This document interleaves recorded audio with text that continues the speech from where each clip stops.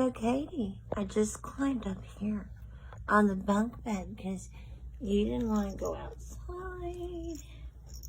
And you didn't want to do one of anything other than build up more cellulite. So, that's the thing. I was hoping to keep you around for 20 years. We need to look on that cholesterol, don't you think? Oh, somebody's walking down the hall. You can hear him. I missed you today, sweet pea. You know that? Yes, I did. Yes, I did. What'd you do all day? Katie had her lunch delivered to her top bunk side. And she's been working on this. She wants to get the ball out of this thing.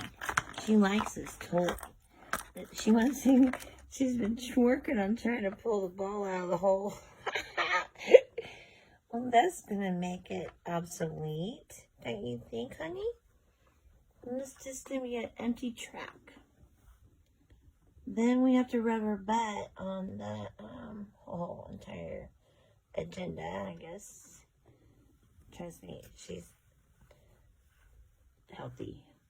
She just has an itchy butt. Honey, is your butt itchy? I am so sorry. Yeah. We don't get itchy butts every now and then. It happens.